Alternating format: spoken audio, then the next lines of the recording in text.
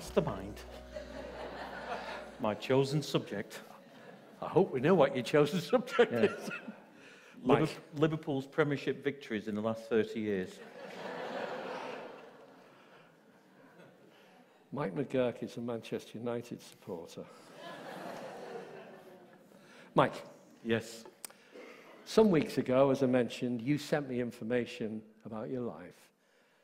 And I couldn't help but notice that close personal family issues have been a major factor at various times in your life. As we will see during this interview, details of your original family life are interwoven with major events. So, born in Manchester, Mum, Dad, 3 brothers, and strong Roman Catholic tradition.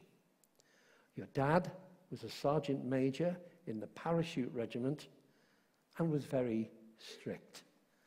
Tell me how your dad was strict and about a Roman Catholic upbringing. You know, growing up as a child, one of those significant moments is when you can tell the time. Well, for me and my family, for my brothers, we could tell the time, I think, before we could even walk. We woke up at 0600 hours, our bed was made by 0615, ablutions were sort of done by 0645, everything was sort of done, regimented. We lived in a very strict, regimented is the right word. We were loved, we were cared for as best we possibly could. He served all around the different place. Being one of 4 boys, there was a very strict code. You know, quite often you get that children are there to be seen and not heard, and woe betide us if we open our mouths at the wrong time. And our character, quite self-sufficient, and it was an enjoyable childhood. We grew together, but we knew our place. And there was always the thing at the weekend, is a good hint if you're bringing up children, at the weekend my mother was not allowed in the kitchen at all. So my dad insisted that the boys did 1 washed, 1 cleaned, 1 cooked, 1 put away, and that included my youngest brother, and it was sort of a very strict protocol in our house. And we weren't allowed to get up in the morning until our bed was properly made, and on a Saturday morning we did have inspection. Did things like that hold you in good stead, do you think, in the future? I know there were other things, but that. Yeah, I've always, anybody who knows me, I love boundaries. I like to know what I'm supposed to work in and how I'm supposed to function. And God quite often stretches those boundaries. But for me, if somebody tells me to do something, quite often, if it's what I believe God is calling me to, then I will do it to all of my might. And so there was a certain structure, a discipline that I've lived in my life and was brought up. So that was fundamentally part of it all. Also, your dad was an orphan himself, brought up in a foster home in County Mayo, and the family moved to Ireland when you were 8 years old. Do you think his upbringing affected yours in any way? Massively. My father was born, this is information that, my father was born in the Second World War. Ireland, he was born in Dublin, and his mother was 14, 15 years of age when he was born, because over there they married an awful lot younger. My father's father died in the Second World War fighting for the Germans. Yeah. Ireland had some sort of history with England. You know, you might have heard of it. And he did that. And then obviously as a 14-year-old, 15-year-old girl, my father was taken into the orphanage because the child was taken off the mother. And there's been an awful lot of press publicity about that in Ireland, especially in the Magdalene sisters and all the other bits and pieces. And then when he was 5 or 6, he was sold, physically sold, to foster parents in the west of Ireland. Okay. So most of his life was sort of lived in this in-between of not actually legally being fostered or adopted, but almost as a piece of property. And hence the reason why when he was 16, he ran away and fled to England. A load of the mates at that time just went into an army careers office, and his basic question to the army officer was, who pays the most? And they said the parachute regiment. He said, I'll join up to them. So he did. And I think his famous thing was in week 6, they took him up in a barrage balloon. He didn't even know what a parachute was. In the west of Ireland, they don't have many parachutes in the 1950s, so he never knew and all of that. So there was part of that, of his childhood.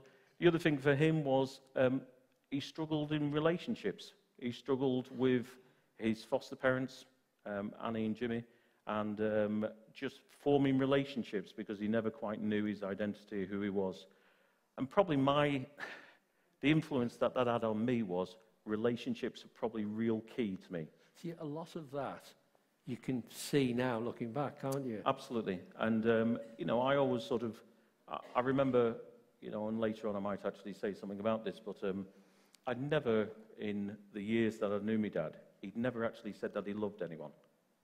That wasn't a language that he spoke. He showed it, and he protected, and he provided, and he was there as the husband and the dad. And so the influence that had on me was, so jumping a little bit further forward, and I know we'll come back to this, is when my eldest daughter was born, I made a commitment. When my wife had just delivered the baby and they put this bundle of joy in your hands and you're thinking, nobody's prepared me for this. There's no sort of instructions of which way to hold or to do anything else. And I just watched Lion King, so I knew what to do. So I went to the window in the hospital thing, held up this little baby. Her name is Anna Joy, and I held Anna up and I gave her back to God. But I also made her another promise. Until the day she was 18, I would tell her every day of her life that I loved her. And no matter where I was in the world, she would wait up, waiting for her dad to tell her. And I think some of that is legacy from my own dad, because I thought, I didn't get that growing up. Yeah. I didn't get that affection. I didn't get even any sense of pride that anything that we did was ever good enough. Just moving on a touch, you heard the voice of God speak to you around that time, calling you to serve him for the rest of your life. And as you put it, one son had to become a priest. Where did that come from? So faith was really important. We were a Roman Catholic family. We were brought up, as soon as we did. You couldn't go to communion on a Sunday unless you'd been to confession on a Saturday. That was just part and parcel of normal life. That was our discipline. And we moved at this point from Manchester over to the west of Ireland to look after my dad's foster parents. And it sounds quite biblical. It wasn't, and I didn't think of it until recently. But one of my jobs, because I was struggling with so many other areas, was to go and count the sheep. Because sheep had a habit of falling in and on themselves in the ditches. And so each evening, to keep myself fit, I would run out across the fields. And there was one particular night, and I remember it so vividly, where as an 8-year-old running back, I can only describe it, and it's very hard for people to understand, almost like an audible voice from God saying, Michael. My name is Mihal in Gaelic, so, all my family all call me by my Gaelic name, and so in Irish, and just really felt God sort of saying, you will serve me for the rest of your life. As an 8-year-old, that wasn't something that was on my Richter scale. It was a case of, okay, there was other things that I was interested in doing rather than serving God. But the mere fact that you can remember it at that age, it was clearly a really important moment when you heard that. Well, I don't know how often God has spoken to you directly, but it's one of those things which is definitely a moment of absolute intervention in my life. Now, you struggled at school due to a serious speech impediment. You simply couldn't talk. This went on for over 11 years. Can you explain to me what was happening and how you eventually got it sorted? Yeah, I'll save you all. I've made up for it since. Just in case you were wondering, I've definitely made up. I was just born there was a problem with my vocal cords, and a speech impediment prevented me from communicating. So it's as though when you meet somebody who's profoundly deaf, who's trying to communicate, they're trying to make the sounds, but it wasn't coming out. And all the way through school, and most people felt that was just, I was being thick. I was, all the different things. They had special needs schools at that time. I would have been sent to them. They didn't. So I lived in my own little world. Used to go to school, remember in Manchester before moving to Ireland, went to school and the teacher didn't want me in the class, so gave me a football to go out and play Wally, for those who remember Wally, and kicking the ball. I became very good at Wally, by the way, you know, because I used to, I just couldn't communicate. And therefore reading and writing and English was something that I still even to this day struggle with. I have been diagnosed as dyslexic as well since when I went to Vicar Factory, but that's another story. And so all of that was part and parcel of my life. How did you manage to get this sorted out? I've been to every single ear, nose and throat specialist, lots of different things, psychologist who just thought, you know, is he doing this deliberately? And then a young speech therapist, whoever's a speech therapist in here, thank you so much. This young speech therapist came straight out of university, and she'd heard of this new technique being worked on at Frenchy Hospital in Bristol. So she nominated me to go. So I went, and they operated at the age of 11, and then she painfully, you know, and it was painfully for her, taught me how to communicate. And probably by the age of 13, they probably couldn't shut me up by that point. But up till then, education was just very good at mathematics. So, you know, I've got that brain which remembers facts and figures. I'm glad you mentioned 13.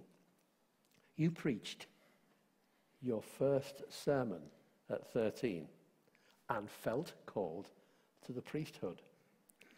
At 17, you entered into an enclosed monastery and took a vow of poverty, chastity, obedience, and silence, no TV, no radio, and 1 letter a year from your family. You stayed for over 3 years and you loved it. Why did you do it, and what did you love about it? Obviously, when God calls you and God speaks to you, there's different ways of doing it. The one thing about my life, it's all or nothing. You know, there's that scripture that talks about be hot or cold, don't be tepid or mediocre, or I'll vomit you out. For me, there isn't any in-between thing. Why I did it? That sense of serving God, going to a Roman Catholic high school, a diocesan boys' school. There were 75 pupils. We were all educated by the priests and by the Irish Christian Brothers in various different ways. And we did that. And in my final year, I just felt this compelling vocation to serve God. Now, the reason why I chose the one that I did was I wanted to give God the most precious thing I had. If God gave the most precious thing he had, his son, then even as a 17-year-old, I wanted to do exactly the same. And part of that was I'd regained my voice. I'd lived 11, 12 years without having able to communicate. So I just felt what a sacrifice, what a type of person that if I truly believed who God is, then that little sacrifice was nothing. So, so I chose to do that. What I've read out to the people here tonight, what that involved. Why did you love that? I think, yet again, going back to the discipline was a real part of it all. The procedure in the monastery was very set, and we had set times. I think there was also that beautiness of just solitude with God, reading the scriptures, having that intimacy, where there is no distraction, where there is nothing else. It isn't about me. It isn't about my opinion. It isn't about how I choose to live. It was all about how I committed to just understanding the wonders of God and the theology of God and trying to get to a better understanding of him, of his work in my life through that intimacy, in the silence, in the solitude, in the loneliness. I never felt lonely. It was the hardest thing was not knowing who was winning at 4:45 on a Saturday afternoon. You know, that was the hardest thing. But it was just a beautiful experience, and some of the most intimate, revelationary moments of my spiritual life came in some of the dark hours of night, when to most other people it was probably an horrific experience. For me, for those 3.5 years, it was unbelievable. It's important that I ask you that question now, because the questions before that and the one now are kind of interlinked, because it was important to know what you did, but then you eventually decided that this wasn't your vocation and you left. Your family was devastated by this and rejected you as a failed priest. And this rejection lasted for 15 years and was only reconciled just before your father died. You took his funeral. Every year you had sent him Father's Day cards, birthday cards, and Christmas cards, and they were all sent back to you for 15 years. What was going on? How did you cope with it? And how was it reconciled?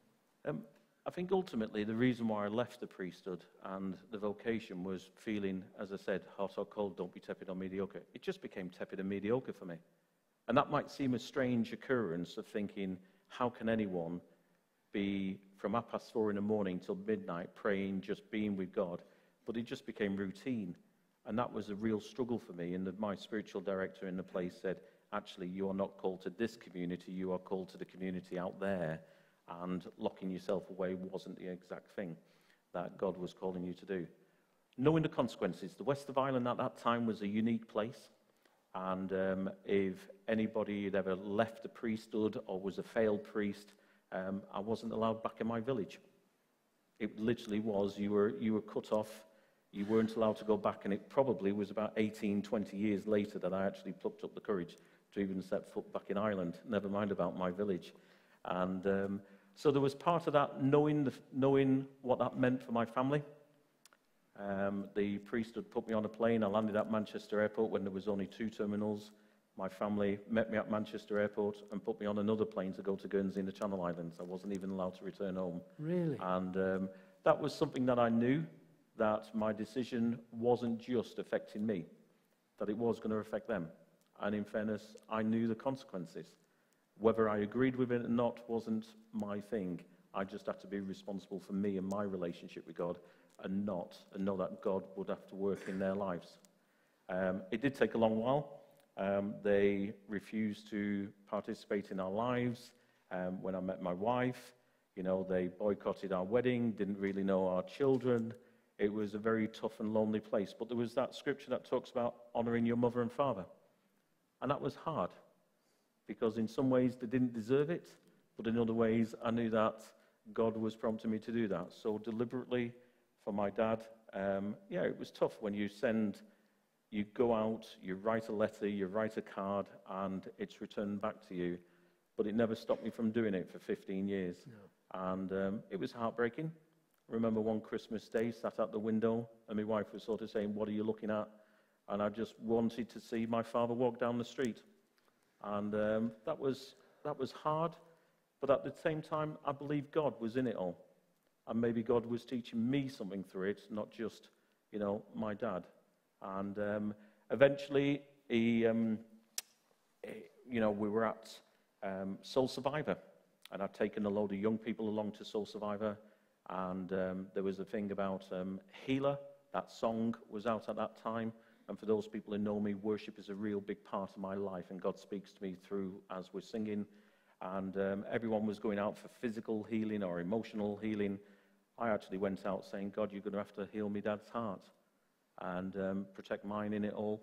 And that was the beginning of August. At the end of August, I was about to preach a series on, "Does God still perform miracles today?"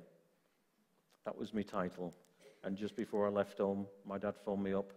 And completely out of the blue, I didn't even know that he knew where I lived, or, as in where my telephone number.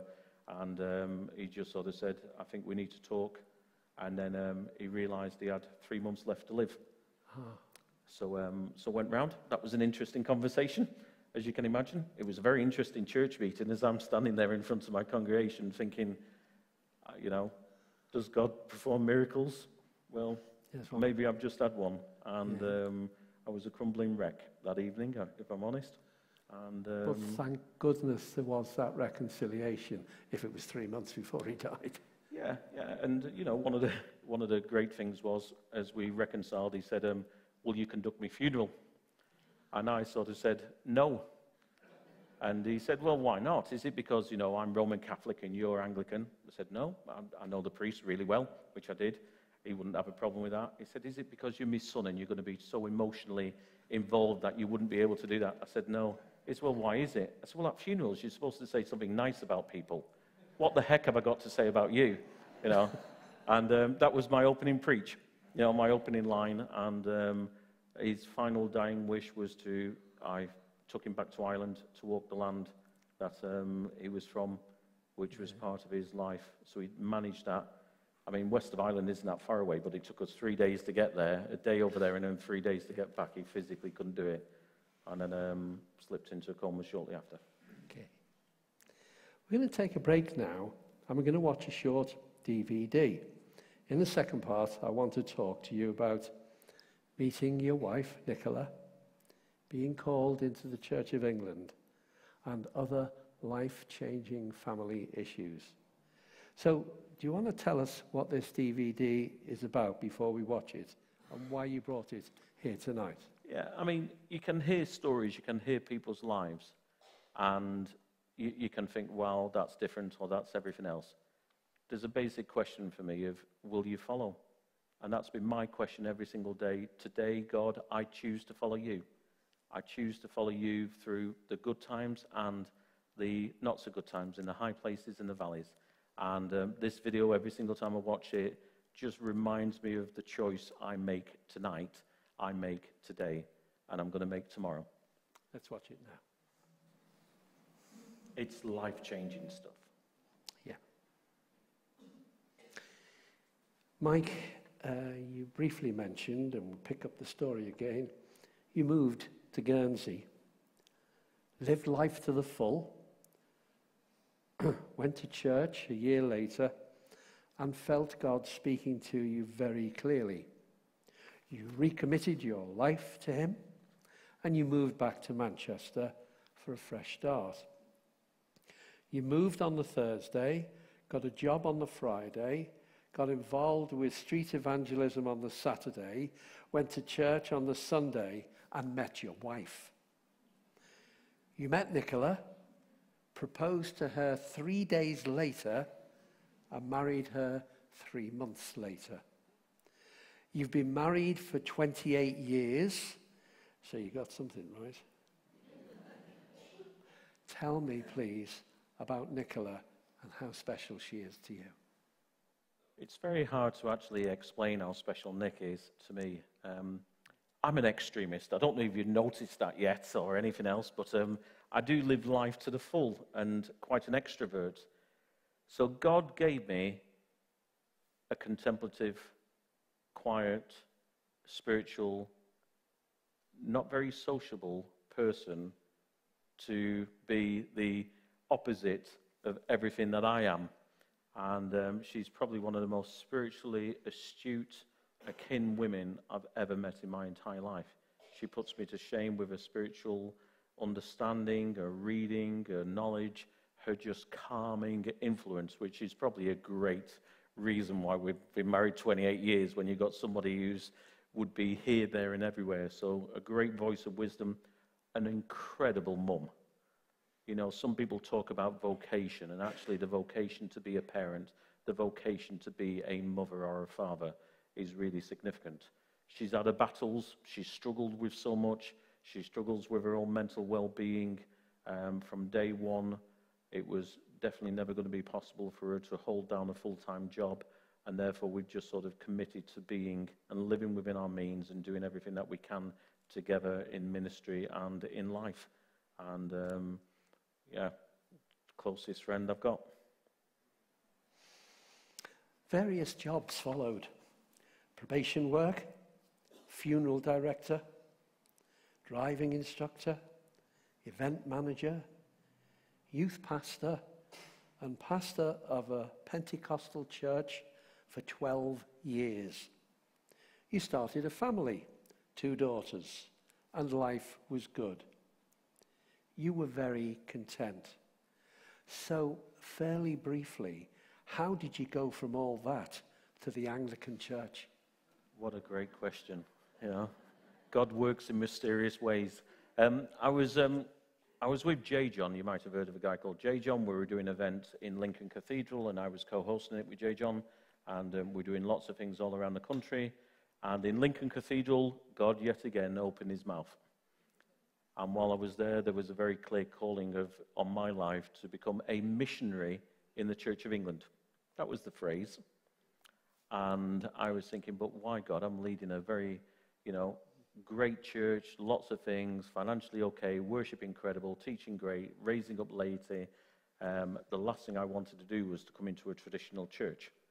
And but God had different ideas. At the same time, Nicola was at a conference and 2 people prophesied on her life about doing exactly the same thing. So, sometimes when God speaks, it's the obedience which is really important. And in my life, obedience is quite a key. So I had to go back to our eldership in the Pentecostal church and say, they honestly thought I'd backslidden completely. That it was the most weirdest thing that they'd ever heard. And but we joined a little church and then started. The bishop at the time got me to go starting doing a bit of church planting, and before I knew it, I was a lay leader, warden, leading interregnums, doing different bits and pieces. And then the bishop sort of said, well, maybe we need to think about ordination, which wasn't on my plan. All of these, to me, are like pieces in a jigsaw that all fit together as it goes along. At the time, as you say, people thought this, but God knew what he was doing, and he was in control. So you trained at St. John's, Nottingham, and hated it. You were offered a curacy, and the vicar said you were too dangerous. You asked the bishop who ordained you if he knew what he was doing, and he replied, yes, but we just don't know what to do with you. He told me all this.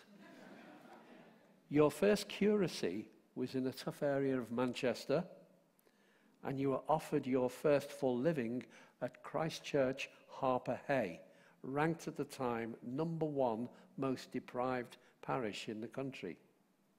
The church grew from 50 to nearly 300, and you wrote to me and said, it's not what I want, but what God wants that matters. Can you just expand on that period for me? I think it's about who we prioritize and what that means in each one of our lives. So going into an area like that and with a group of people who most people had written off, it didn't have a great reputation. The church definitely didn't. And to go to a place where we just really put God, Father, Son, and Holy Spirit back at the centrality of everything we're about our relationships, about our finances, about the way we worshiped, the way we preached, was quite indicative. And we started to see we welcomed all people. We wanted to be a place where no matter who you were welcome to come. Because it wasn't about us, it wasn't about a tradition, it wasn't about a format of church that people had grown up in. It was about relationship with Jesus. And all of a sudden to see addictions broken, families being restored, marriages being restored, lives being totally transformed, it's contagious. And all of a sudden this fire of God's Spirit just fell upon that place and people started to come. In fact, people started to come from other churches and I sent them back. Anybody who ever joined any of our churches, the church that I led, I went with them back to their vicar or their pastor to find out why they left, with them. They weren't coming to ours unless God had actually called them, because I didn't want that spirit in the church. And all of a sudden we saw people coming to faith, being discipled, and being growing in leadership. And one of the key things for me was the raising up of new lay leaders. There was very faithful people there, but ultimately God was about a new thing. And that really excited me about what God was doing in and through so many people who, like me, I wanted to be a voice for the voiceless, the people who didn't have a voice. There's certain people in our church, the one that I was leading, who had a big voice. A Mancunian, they had a big gob. And, and actually there was something about those who God was speaking through, and including children. And I remember, getting 14-year-olds preaching on a Sunday morning, and the power of God just fell. You became area dean for North Manchester, and suddenly family life was knocked sideways by an announcement from your 15-year-old daughter, Anna. Tell me what happened, and about her boyfriend, Mason, who was one of 8 children with a father in prison for murder. What happened? So leading this church, and everything seems to be going well, and relationship with God in a great place. And then my 15-year-old daughter, remember it so vividly, announced that she was pregnant. So there's the vicar and his daughter, and trying to sort of figure out what that looked like for her, for her education. She was doing a GCSE, she was a grade A star student, and morning sickness kicking in and everything else, and just thinking about what does this look like, and how do we respond, the choices that she was going to have to make, choices we were going to have to make. And but I've always sort of said one thing has really been key to me. I made a covenant with my wife. Never made it with the church, never made it with, my employers or anything else like that. But I made a covenant with my wife, and therefore family was really important to me. And we would stand through this and go through this. And 2 15-year-olds, Anna and Mason. And now you've got to put into context, Mason was one of 8, and he was the first one, his middle child, so he's about number 4 in the pecking order. He was the first one to actually be in school on the last day of education. He didn't do any exams, but he was physically there. He hadn't been permanently excluded before then. So and father's serving a very long prison sentence. And as a family, they lived almost in a 2 up, 2 down, and life choices were really tough for Mason. And most people have written them off. And it was an interesting time. That was the situation you were faced with. You said that the church decided to review your position and met with the bishop to see if you could carry on. Why was that? So there's a portion in Scripture that says the leader's responsible for their own household, and they took it literally. And they reviewed whether, if I couldn't manage my own household, or whether I could be responsible for the church. And that was there, and that's when I sort of publicly said, if we're in this, then we're in it together. And the vulnerability of, these two had made a life choice, and we were going to stand by them. And if that meant that I was not the appropriate person to be leading their church, fine. I'll go back to funeral directing or driving instruction or event management or something or another. Stacking shelves in Asda probably paid more than incumbency at, as a vicar. So that was the least of my concerns. And they had to come to that conclusion themselves. But on the agreement that if they had, we were crossing over. There was no going back to it. No. So if they made the decision, we were going to go. And that was a key part of it all. In some ways, the story of Anna and Mason doesn't end there, because am I right, did Mason come to faith himself? Yeah, shortly afterwards, probably about a year, 18 months after, he came to live with us, living in the vicarage. He had his own room, but sort of thinking, well, if you want to father a child, then be dad to the child. And he did, and was amazing. This was a man who couldn't even sit at a dinner table and eat dinner with us. He didn't have that sort of etiquette, and we just took him in. He lived with us, and 18 months later on, I had the privilege of baptizing him. And when the two of them were 19, I had the privilege of marrying him, and subsequently got another grandson, so Daniel and Samuel, 2 very prophetic names for them as a family. And Mason, my son-in-law, he's the most incredible gift. He really is. He's such a great young man. We managed to find a company who would take him on as an apprentice, and apprentice toolmaker, engineer, and he supports the right football team. So he comes to football matches with me now. So he's my football buddy, and we go to fortnightly football together. That's fantastic. I did want to kill him, by the way. So just to sort of, that sounds as though, in fact, and I know we're pressed for time, but there was one Sunday I was supposed to be preaching elsewhere, and it was a delayed kickoff for whatever reason. So I thought I'll go into Christchurch and I'll just go and worship for the first couple of songs, just for my own peace. This is probably 2 weeks, 3 weeks after we found out. For some unknown reason, he avoided me. I don't know why Mason would ever choose to avoid me. Maybe that baseball bat I was walking around the Upper Hay with. And he turned up and he saw me and I saw him. And I got to be perfectly honest, I walked over to him thinking, I just want to smash your face in. I really did struggle, and everything within me, that anger as a dad, as someone with my little princess, Anna, and when I got to him, there was something of God's Spirit in me that I just put out my hand and said, you're always welcome at our house. I don't know where that came from. It was not in me, because I promise you, that hand was not going out to shake his hand. And that was of God. And when he was baptized, in his testimony, he said, many people in church talk about forgiveness.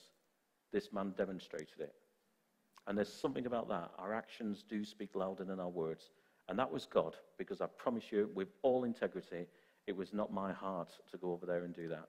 And God worked in his life, and he's still working, and Anna's now got a degree in theology, and Mason's the youth worker in the church and doing an amazing work. I know that some things I might ask you might seem hard for some people to talk about in front of other people. Some people would find it hard. But it's a massive part of your story, isn't it? And about how God has worked in situations. As you just pointed out now, you were wanting to do one thing, but God showed you to do another. Mike, you stated that many came to faith because of the way that you dealt with all of this.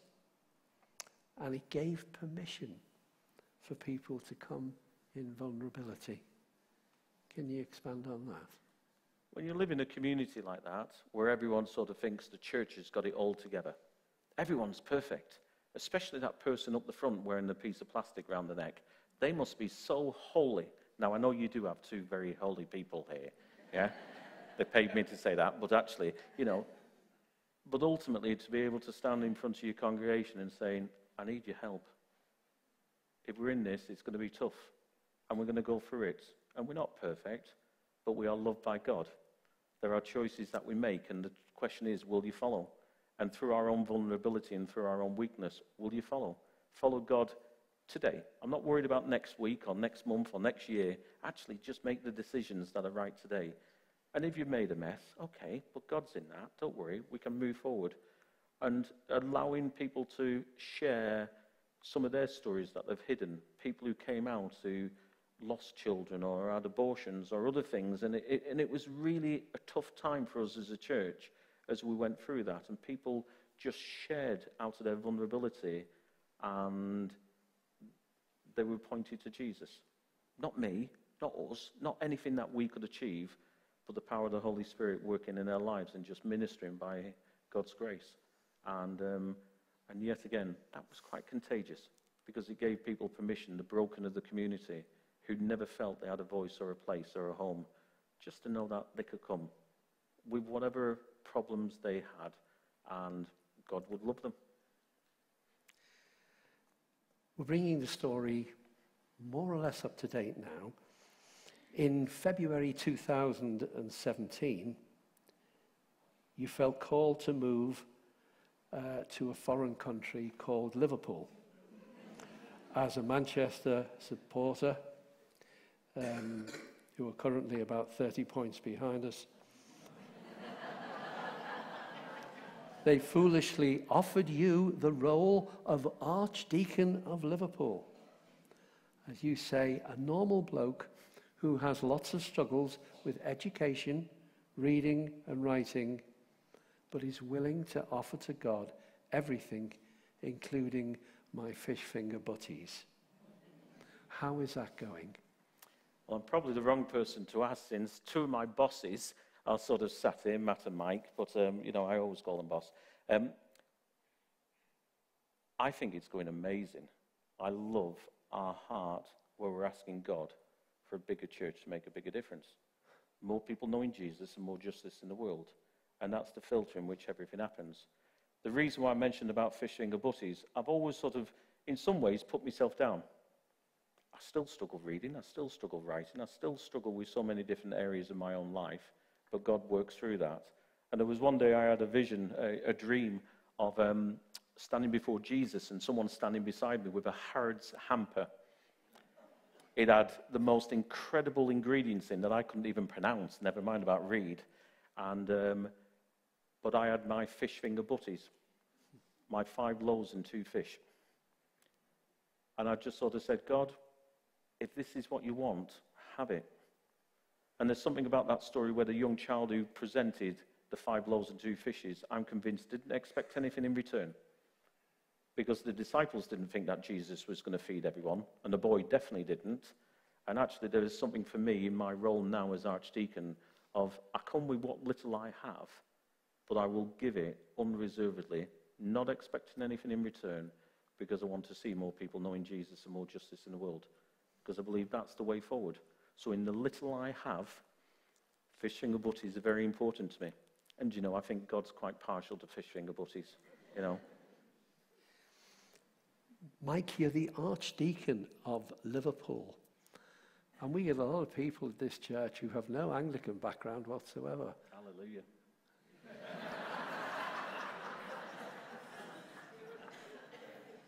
Do you want this question? Tell me, what does an archdeacon do? That's a very good question. If you can figure that one out, let me know. Because I'm probably not doing it. I'm just doing what I believe God is saying. Pointing people to Jesus. John the Baptist was there saying, look, there's the Lamb of God. In everything we're doing, in our strategies, in the decisions, in the appointments, in the finances, in the discipline, in the way we recruit clergy, in everything that's part and parcel of my day-to-day life with the 70-plus churches across Liverpool Archdeaconry that I have the privilege of journeying alongside, it is all about him. And as long as we keep on pointing in that direction and allowing God to be God and not my opinions, my attitude, my background, God's in it. And therefore, what does an archdeacon do? Just point people to Jesus and allow God to be God and not point him to an institution or a way of life or something that I've been brought up in or anything else, as important as that is. But ultimately, God's eternal. And we need to focus on some of that eternity rather than just what's the here and now.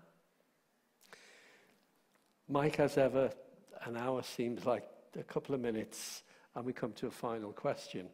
I think I need to share with people here that when Mike sent me all the information, I happened to show it to my wife, Denise. And she said, hang on. And she wrote a question out. She said, ask him this.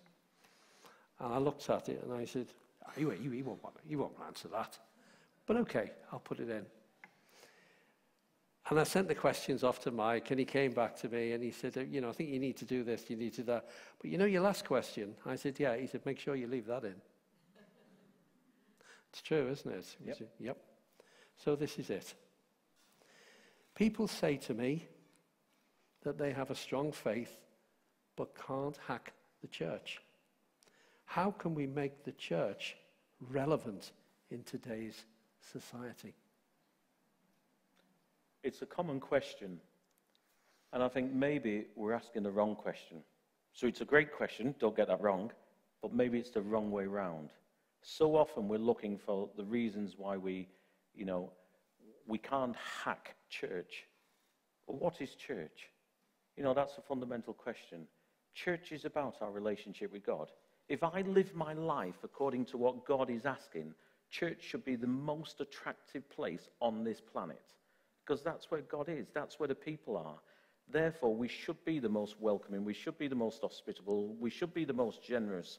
And ultimately, so often, we meet churches, in my role, definitely not here, obviously, where my opinion really matters.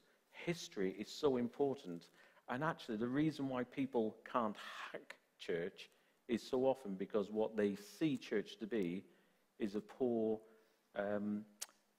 reflection of what God intends church to be. So maybe part of the challenge is for each one of us to follow, each one of us to understand who God is in our life, whether he's worth it or not, remember, as I said, God so loved the world that he gave his one and only Son. He could have just told us he loved us, and that would have been okay. He demonstrated it. And therefore, part of my call, my desire for the church is that we live out the very essence of who God is. We're made in the image of God. We have the DNA of God in our life. Part of my challenge, and I personalize it, you're obviously all perfect here. You're on the world, I'm only from Liverpool, but ultimately I'll put your poor neighbours. If I live my life according to the plan that God has, and I give everything, all or nothing type of a person, then that should be attractional, that should be enthusiastic, that should be bringing people into a body. It isn't an optional extra. You're not buying a car, sorry Mark Mitchell, but you're not buying a car where you get an optional extras. Do you want this, do you want that? It's all or nothing. And that's part of the attraction and what I believe this place, what I believe every single church throughout the land is called to do, to be that living embodiment of who Christ is. And if we did that, I don't think the question of whether people will hack it or not about their personal opinions, about what they want. How many times have I preached a sermon and people have said, oh, I didn't get anything out of today, Vicar. And I sort of think, well, what did you bring? Are we here just for me, myself, and I? Or are we here because actually this is about the King of Kings and Lord of Lords, and we're joining in something which is far bigger than I will ever be? So great question, but I think when we start to fulfill our call as the church, it won't be a relevant question anymore, because people will be attracted to Jesus in our lives, through our lives, with a passion of the Holy Spirit on fire with each one of us. That's the challenge to me. That's the challenge to you, David. That's the challenge to all of us.